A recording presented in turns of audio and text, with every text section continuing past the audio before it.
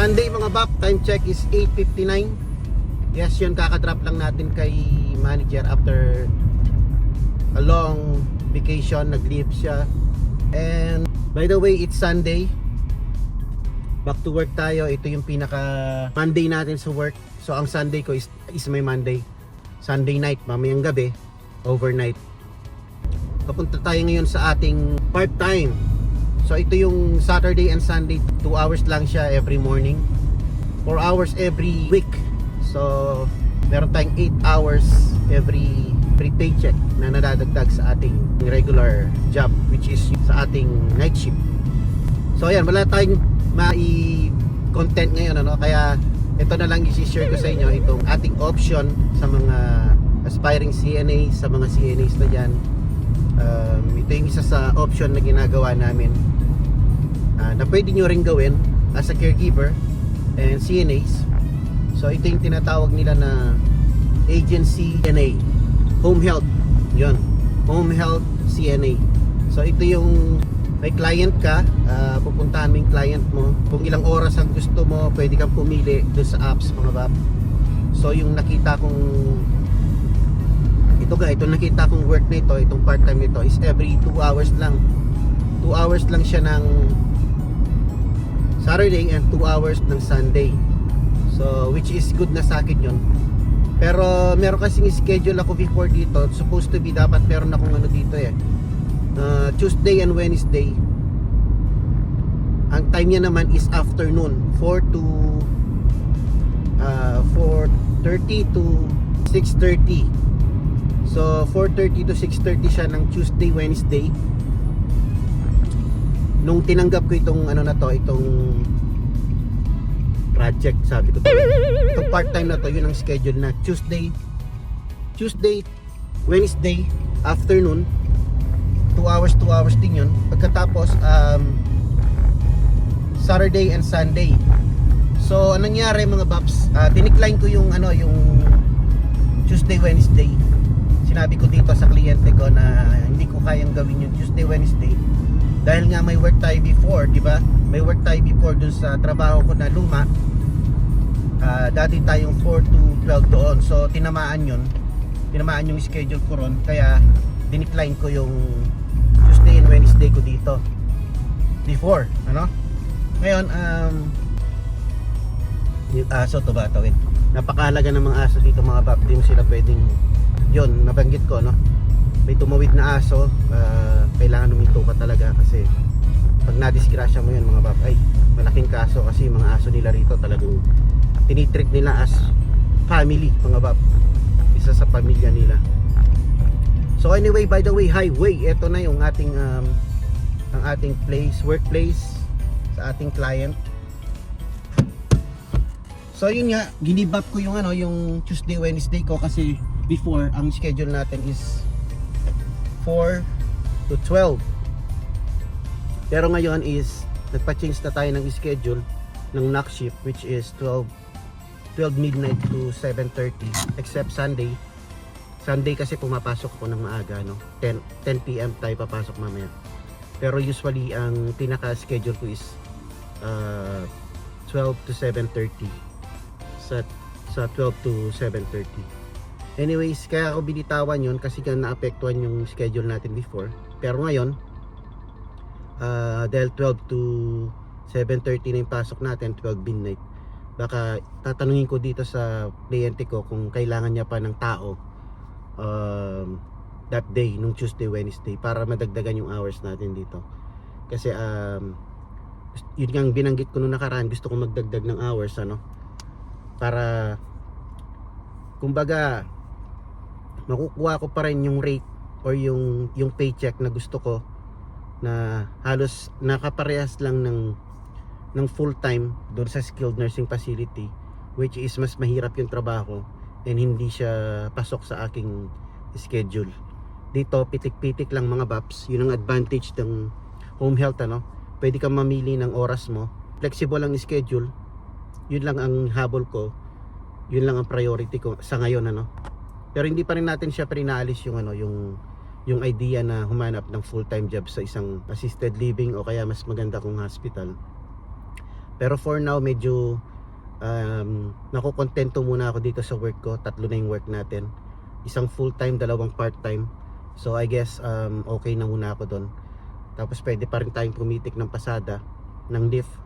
Siguro pagtapos ko dito baka mag online tayo, makakuha man lang tayo ng isang biyahe. It's okay. So ang isang option sa mga gustong mag mag CNA, kapag halimbawa may mga anak kayong maliliit, lalo na maliliit tapos kailangan yung mag-work pareho. Kailangan kasi dito mag-work kayong pareho, pero yung schedule kailangan may maiwan sa bahay.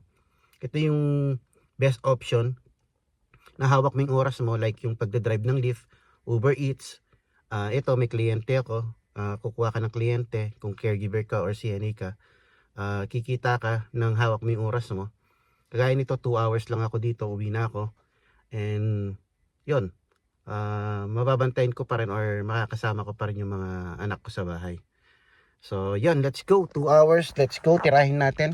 Sana matapos natin ng 1.5 hours. Yun din pa nang nakalimutan kong banggitin 1.5 pag 2 hours ang kontrata, every day, every Saturday and Sunday 2 hours pero kapag natapos ko siya ng 1.5 hour or isang oras at saka yun, 1 oras at kalahati natapos ko siya, pwede na akong umalis, and total pa rin ng 2 hours yun. So hindi nila babawasan kahit ginawa mo siya ng 1 hour, pero imposibleng magagawa mo ng 1 hour. Pinakamaikling na gawa ko rito is 1.5 hour natapos ko, tapos counted pa rin siya ng 2 hours. So yun ang maganda, and mas mataas yung rate ng mga ganito sa home health aid or home health care compare sa papasok ka sa facility. Mababa yung mga nila, mga offer nila. So doon sa pinapasukan kong skilled nursing facility, compare dito is $4.50 ang difference per hour. So di ba, 4.5 hours compare ang difference sa sweldo, sa rate. Tapos isang pasyente lang ang asikasuhin ko dito, doon is 25. Parang hindi siya makatwiran So anyways, yan isang idea, yan isang tip. Kung kukuha ka ng maraming ganito, kung mas maraming oras mo, mas maganda, di ba? So yeah, let's go. Yan, tirahin na natin. Ito yung bahay na pinapagawa, mga babs.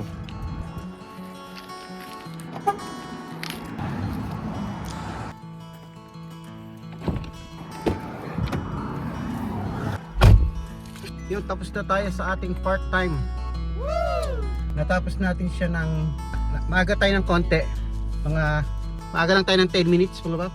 So sakto lang. So tapos na yung ating part-time. Tapos mamayang alas 3 kasi, mamaya punta tayo ng urgent care para sa ating lab works. Remember, meron tayong wall check-up nung nakaraan. So may pinapagawang lab works yung ating doktor So yun, pupunta tayo mamaya. Ngayon ko lang naasikaso, mga bab. Dapat matagal na to nung last week pa to, kaya lang na-busy tayo last week, di ba? Parang gusto kong mamasada. So ayan, mga bab, pagka kayo nag-home health, yan, hindi mo alam kung saka makakakuha ng residence or ng alaga. So yun, habang nagba-vlog tayo, tinurn on ko yung mga nag-online tayo sa Lyft tsaka sa Uber Eats. Ayan, nakakuha naman tayo ng biyahe. Susunduin natin ngayon 2 minutes away. So yeah, let's go. So yun, nakakuha tayo ng biyahe, mga bab. 4.75 isang biyahe. So kung yung $4 mga bab, magkano yun? 200 pesos din isang biyahe, 2.75. So mga 400 something.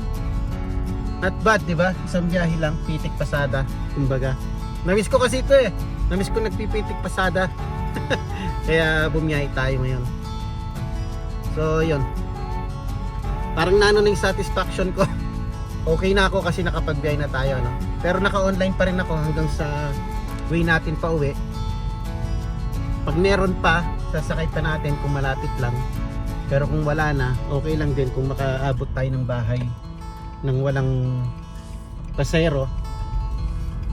Okay lang din, So Yeah, kasi kailangan din natin magpahinga mamayang 3 o'clock. Yun nga, pasok tayo. Ay hindi, magla-lab tayo, may lab tayo. Tapos 5:30 si manager susunduin natin, and then 10 o'clock doon na naman tayo sa work natin. So yeah, tsaka parang gusto kong maligo mga bap. Gusto ko munang maligo. Siguro lalabas ulit tayo mamaya, pero as of now gusto kong maligo. Yun, let's go. Ano nga pala ngayon? Super Bowl. Sabi ng pasahero ko, anong plans mo? Sabi niya, manunod ka ba ng Super Bowl o magmamasada pa daw ako. Sabi ko, ang plans ko matulog ka ako. Kasi magtatrabaho ko mamayang gabi kako overnight. Oh, sabi niya, that's a good plan, sabi niya ganun. Mababait naman yung mga pasero, mga bap, yung iba. Sabagay, wala pa naman ako na-encounter na masungit. Ayun lang yung minsan nung sinitay itong camera ko dito sa dashboard. Sabi niya, bakit daw ako may camera sa dashboard? Sabi ko, for my own safety ka. Oh. Yun lang naman so far, yun palang na-encounter kung medyo na pasero. Pero sa dami ko na rin naisakay, okay lang naman sila. Hirap nito mga bap, may fasting tayo sa lab natin mamaya, may fasting. So hindi ako pwedeng kumain. Na-attempt na ako kumain ng McDonald's eh. Di ba pag namamasada tayo, palagi ako nagme-merienda doon. Kagaya ngayon, nagugutom na ako kasi 11:44 na. Pero kailangan kong tiisin hanggang 3 o'clock mga baps. Yun mga bap, di na tayo binigyan ng biyahe. Eto, nandito na tayo sa parking ng apartment. Wala nang pumasok na biyahe, so wala, pitik pasada lang talaga yon. Tsaka gusto ko na munang maligo mga bap. Kung lalabas tayo ulit, update ko na lang kayo ulit. Pero gusto ko munang maligo. Ganyan pagka humahawak ako ng pasyente ng residence, parang feeling ko ang dumi-dumi ko. Kaya kailangan ko maligo muna. Yan na mga baps, time check 2:41. So yun na yung Super Bowl. Ayun yung Super Bowl mga bap. Mga tao dito nakabantay dyan. Ewan ko kung ano yan. Hindi kasi tayo sports minded mga bap. Pero halos lahat ng mga tao niya nakabantay dyan sa Super Bowl na yan. Parang kumbaga sa atin, paglaban ni Pacquiao, yan, nakabantay silang lahat. Dito ganyan din yan. Binabantayan nila yan. Pero wala akong idea kung ano yan. Kaya pupunta tayo ng hospital or ng urgent care kasi meron tayong lab works nga, no? 3 o'clock. So yan, let's go. Wala tayong alam dyan sa mga sports mga pap. Lab natin puro pagkain. Gutom na ako mga pap. Ang hirap mag-fasting. Grabe. Magmula kanina hindi pa ako makain. Kaya susunod din ako magpapaschedule ng ganito, yung hapon na lab works. Dapat talaga yung umaga mga paps. Di baling tulog ka, hindi ka maghahanap ng pagkain eh. Pero ngayon kasi kanina pa ako gutom. So pagtapos natin doon magpa-lab works, magpakuha ng dugo, sigurado kakain tayo. Gutom na ako mga paps.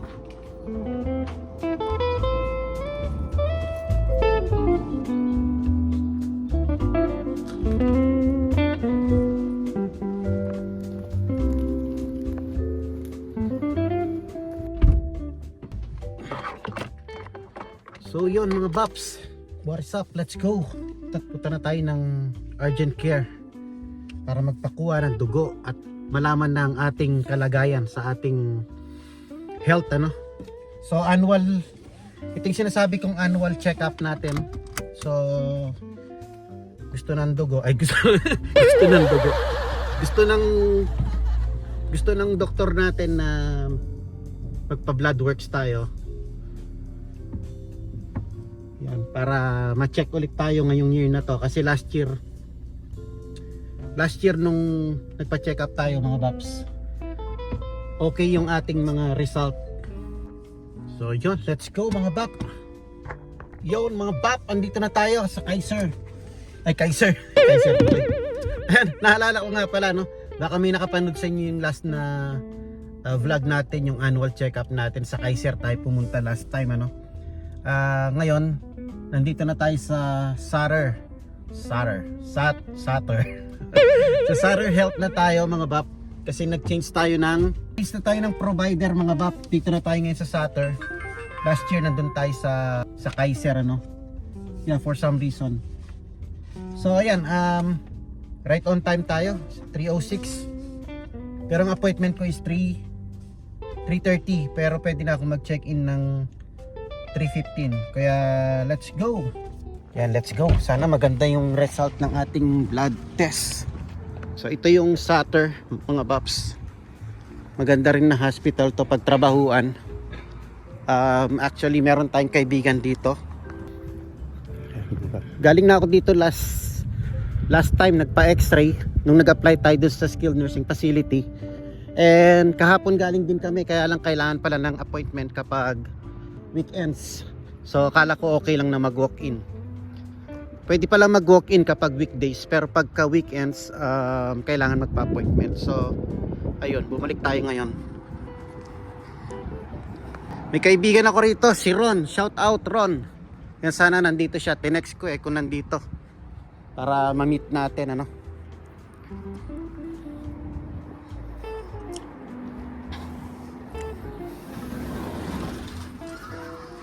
Hit ng mask. Uy, tayo pa lang ang tao. Ayos na ayos.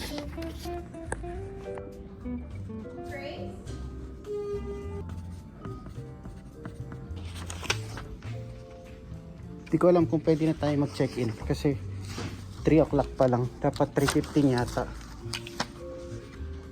Okay, wala pang tao. Close pa.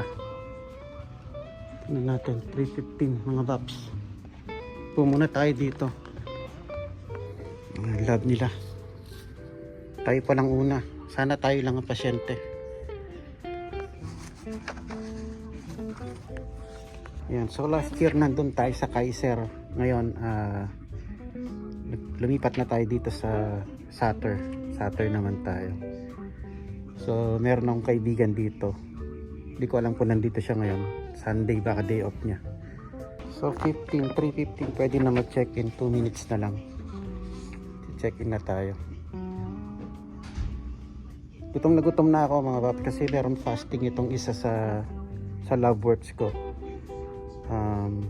10 to 12 hours na walang kain, pero pwedeng magkape. So kaninang umaga nagkape ako, yun pa lang ang laman ng tiyan ko.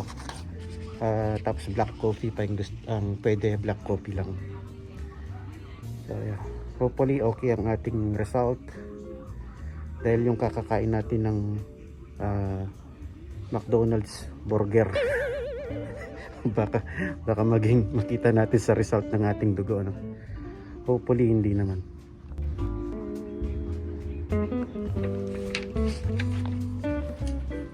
This is all you need? Yes. Thank you. Alright. Ayos na ayos. Tayo lang ang pasyente. Okay, tinawag na. Bye. Alright, let's go. There you go. We're done mga paps. Ang bilis lang. Ang ganda pala magpa-schedule ng weekends. Walang tao mga paps. So ayun, kinuha na tayo ng dugo mga paps. Sinipsipan na tayo ng dugo. Ayan, oh. Daming kinuwang dugo sa atin mga bab, iba't ibang test. Ayan, tapos na.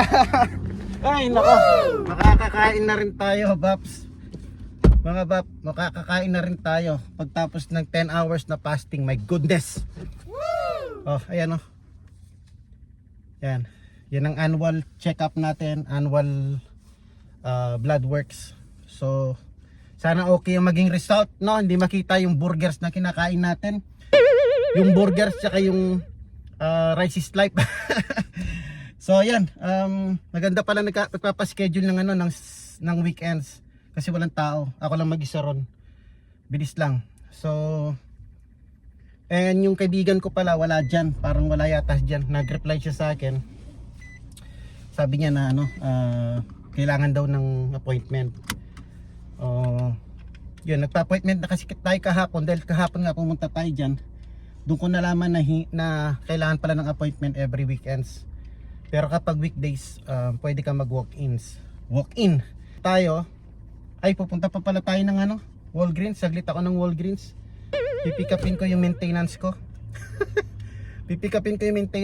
Dito lang naman, diretso, malapit lang. And siguro kakain tayo kasi putragis na. Nanlalambot na ako. Hindi ko kaya yung ganito na 10 hours di kumakain. Kaya let's go. So yan mga paps, andito na tayo sa Walgreens. Ayan ang pinaka Mercury namin dito mga paps. Ayan, yan ang aming Mercury. Ano pa ba yung isang ano pa sa Pilipinas, no? Pharmacy na malaki. Mercury na lang yung natatandaan ko. Alam ko dalawa yan eh. Magkalaban. So ito yung pinaka Mercury namin dito, Walgreens, 24 hours to. Nakabukas. Ito lang branch na ito yata. So andito tayo ngayon, kukuha tayo ng maintenance. Yung maintenance ko, matagal na tayo nagme-maintenance, last year pa yata mga pap. Pero sa ano kasi sa Pilipinas talagang high blood na tayo eh. Hypertension, meron na tayong hypertension. Sa Pilipinas di lang natin masyadong naasikaso, no.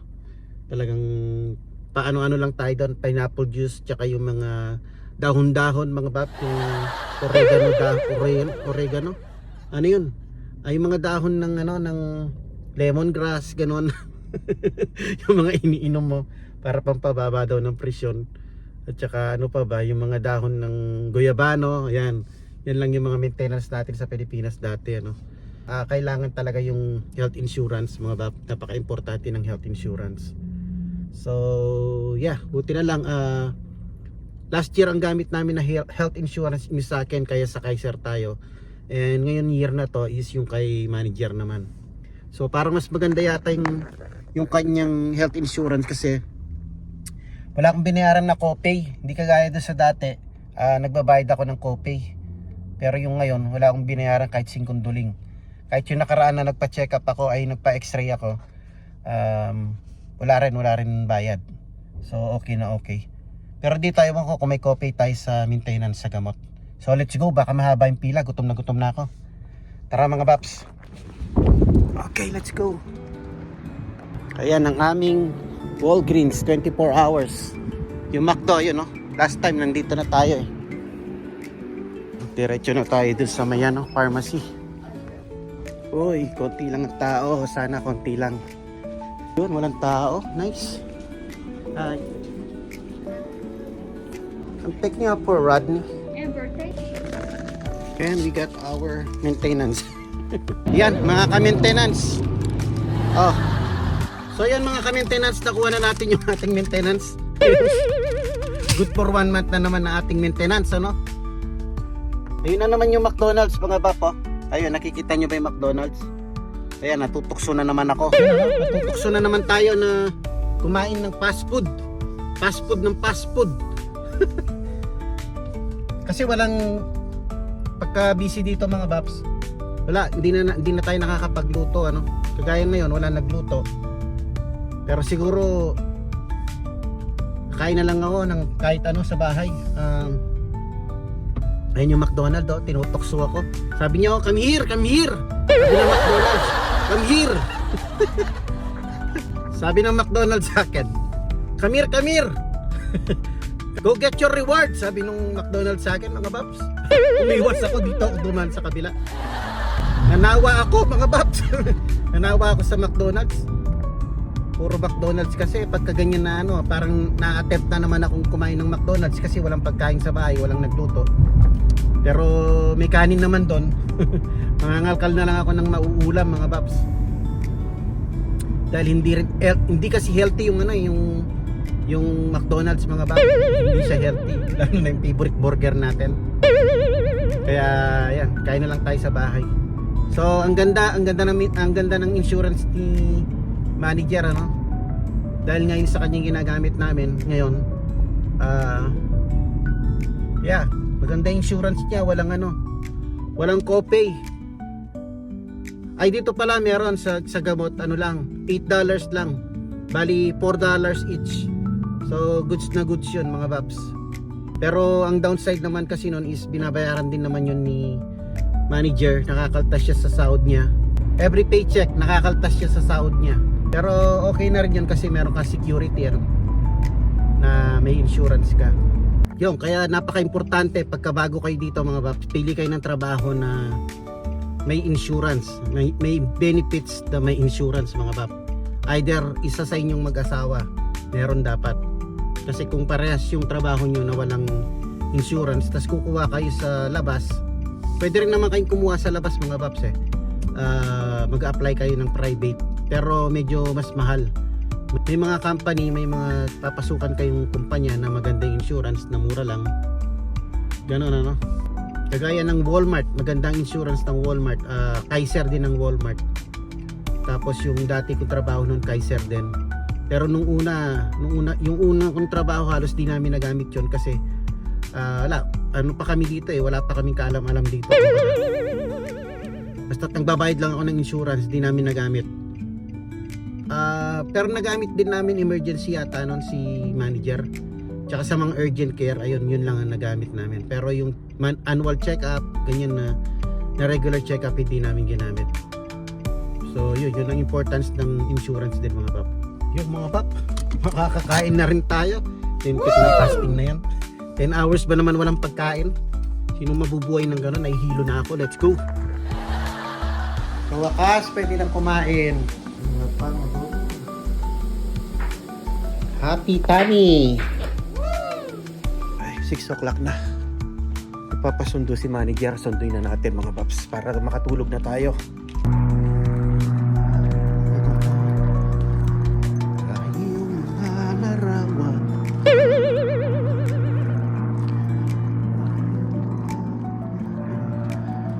Pasok na tayo mga pap. 9:45. Hello mga pap, mga kapuyaters. Kapuyaters naman mga pap. Kanina ka maintenance, ngayon kapuyaters. So ayan, time check is 9:46. Sunday ngayon. Maaga tayo. Kapuyaters, shout out sa mga kapuyaters, yung mga nagtatrabaho ng panggabi dyan. Ayan, balik na ako sa Kapuyaters member. Yan, shout out kay Jack ng Andrea Jeds TV. Yan, Kapuyaters din yan. Magdamag. Ano rin ang trabaho niyan? Night shift din. Napakahabang araw ngayon, ano? At dami nating ginawa maghapon. So, yan, maraming salamat mga Baps sa panonood, and kung nakaabot ka hanggang dito sa part ng video na ito, maraming salamat sa iyo mga Baps. And syempre sa mga hindi pa nag-subscribe, please subscribe mga Bap, and madilim na, no? Please subscribe and click that bell button para lagi kayong updated sa aking mga ina-upload na video mga Bap. Yun, maraming salamat ulit sa pagsama sa ating napakahabang vlog sa maghapon, ano? Yun, pinakita ko lang sa inyo kung gaano ka busy ang buhay mga Bap, kahit day off, ano?